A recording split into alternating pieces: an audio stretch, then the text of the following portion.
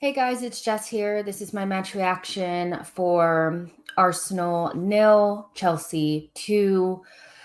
Um, it was nice to see fans back in the stands at the Emirates. That's pretty much the one of the only positives that I really have. Um, it's a difficult one because I don't really think. Hold on, I don't even have my headphones on. Sorry, you guys. It's a difficult one because I don't really think any of us are under the illusion that it was going to be like an easy game or, you know, that we were going to dominate it or anything. So I want to put that out there that I predicted us to struggle to score and probably give up a goal. What I didn't count on is Arteta going into this match really tactically naive. To go into a match like this severely understaffed, meaning we didn't have like 5 starters, like no Gabriel, no Thomas, no Ben White, Aubameyang, who did come on, but I mean, let's be real, he's probably not fully fit. Lacazette as well. To go into this match with, I think, 3 or 4 players under the age of 21, and just think it's okay to go out there with a 4-2-3-1, I think just reeks of naivety, but also arrogance. And not only did it not work from the minute the whistle went, it was very obvious that Chelsea was creating overloads on Tierney's side by easily switching the ball from one point to the other.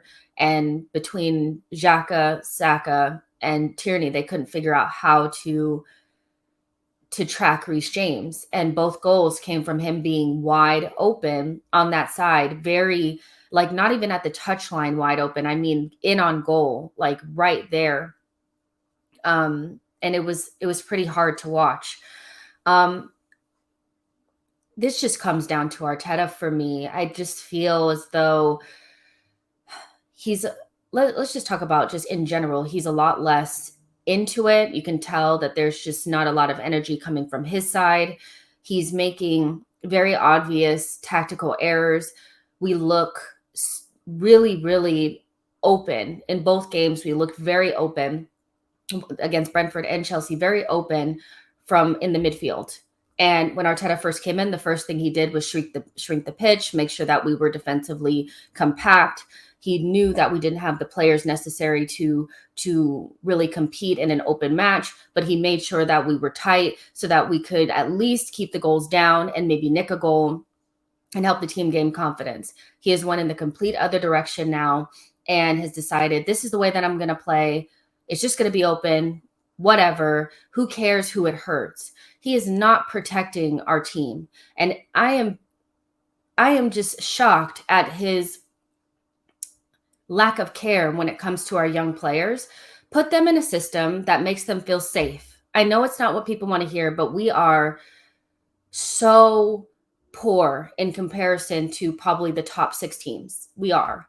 And yes, we are a big 6 team, but we are not a top 6 team.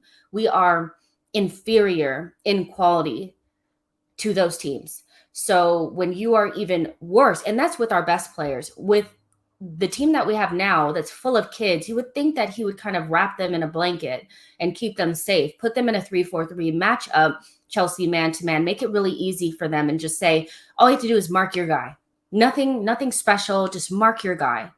But what you decided to do was just be completely negligent and put us in a 4-2-3-1 with a weakened side, allow the midfield to be completely open, and leave Tierney out for dead.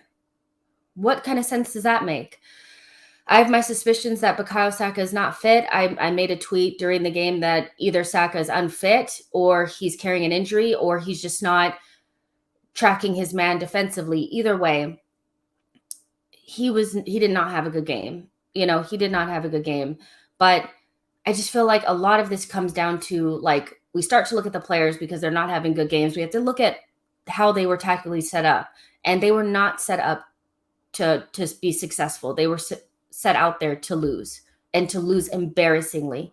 if you had lost 1-0 to Chelsea, they had all the possession, but you had a couple of chances on the counterattack. We could forgive you for that. But the way that he went out there and almost, it was like he went out there like not knowing that we were going to be embarrassed. It's just shocking. You know, the 3-4-3 was just on today. It's very obvious that that's what we are against the top teams. We have to play in a 3-4-3. And he continuously puts us out there in a 4-2-3-1 to get embarrassed. Marie, shocking. Absolutely shocking. This is karma for everybody who said that he's better than Gabriel. He's not. He's not even Premier League quality. The longer he plays, the worse we will get. He was atrocious today. Holding was holding. We know what he is. He's not very good, but I don't think he really was the main issue. I don't think Cedric really made any glaring issue, like any glaring mistakes either. You know, then you move to the midfield. Who thought it was a good idea not to improve our midfield? Sambi was amazing today, but he is not ready to carry us to the next level. And who thought it was a good idea to keep Granit Xhaka? This is the exact game that shows why Granit should have been shipped off to Roma, and we should have used the money that we had for Ben White or Ramsdale or whoever to bring in a proper midfielder that makes us competitive. This is a joke, especially if you know that Thomas Partey has injury issues. Why would you leave it so that when Thomas inevitably gets injured, why don't they work on the worst case scenario? Worst case scenario, Thomas gets injured. So what do we have left? El Neni, Xhaka, and a kid in Lakanga. That is not good enough. It's not good enough. Xhaka was getting bypassed like I've never seen before. Unless we are compact and sitting in front of our back line, or Thomas Partey is standing next to him, he is a liability. So for me, it's just all of this just comes down to a combination of we're not prepared to start the season because we didn't get our transfer business done right, or we didn't get it done in time. Tactical naivety, and just that's just what it is. You know, it's just, you knew you were going to play Chelsea and Manchester City in the beginning of the season. Why not set yourself up so that you have a good midfielder? I mean, would a midfielder not have made a huge difference in this game? A midfielder would have made a huge difference. A striker would have made a huge difference. Now we're at the end of the transfer window and they're talking about we need to sell to buy. And we need a striker and a midfielder like we need air. Those two positions would change the trajectory of our season. We always talking about, okay, well, when Thomas comes back, when Tierney comes back, who's now injured as well, that doesn't matter. In this season, we're going to get more injuries and more COVID outbreaks. We have a COVID outbreak in our camp now. So that means that every week somebody else is going to be out. We have a squad where for some reason our best players are the ones who always get injured. So why not go out in the transfer window and say, worst case scenario, this is what we're going to have bottom line. We're going to make sure that we have at least one midfielder that can play in the Premier League. Not Xhaka, not just Sambi, not El Neni, a good midfielder. We're going to make sure that if Aubameyang and Lacazette are not available, we have a striker that is Premier League ready, not Martinelli and not Balogun. The worst case scenario is happening now. You are not prepared. So it's just, I know it's kind of all over the place. It's really difficult to do some sort of tactical breakdown because really it's 3-4-3 was on. You set us up for failure. The inevitable happened. Bing, bam, boom. That's what it is. But this just all comes back down to the arrogance and naivety of Arteta, Edu, the club, not being ready for the first day of the season, thinking, oh, well, if all these best case scenarios happen, the worst case scenario always happens to Arsenal. Prepare off of that. And we didn't do that. 2-0. It doesn't look that bad on paper, but if you watched it, it was embarrassing, absolutely embarrassing. And it doesn't look like we're going to have a full strength squad the entire season, in my opinion.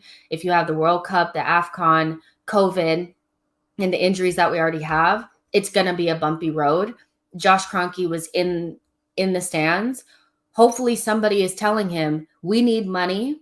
We need to buy more players. Like now, a striker, a midfielder have to come in before the end of the transfer window. We might as well just lock it off and say, this is a wash.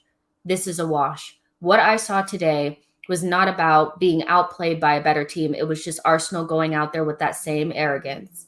4-2-3-1 against a much superior side with a weak inside for us and thinking it's just going to be fine. It's crazy. And all of this is being caught on camera for all or nothing, so it is what it is, you guys. It's not really that deep, is it? We're unprepared for the season, and worst case scenario has already happened, and we're seeing it manifest itself on the pitch. That's just is what it is. Well, and I just want to say this before I get off. I know it's supposed to be shorter than this, but start looking for a new manager. Arteta, at this point, for me, he's always been out of his depth. He's not going to be able to accumulate enough wins to be in the top 6, top whatever, by December. And he looks like he's just going to fall on his sword. I'm just going to go out there and put out what I think is okay, not make any changes and whatever. If he's that arrogant to go out there with a 4-2-3-1 with our kids, he is not protecting our kids. And for me, that's just negligent on his part. Start looking out for a new manager. Get him in as soon as possible. This team is not that bad. And so, yep. My name is Jessica. You can follow me on Twitter at @It'sJessinio, and she knows Arsenal. And I'll talk to you guys on the next one.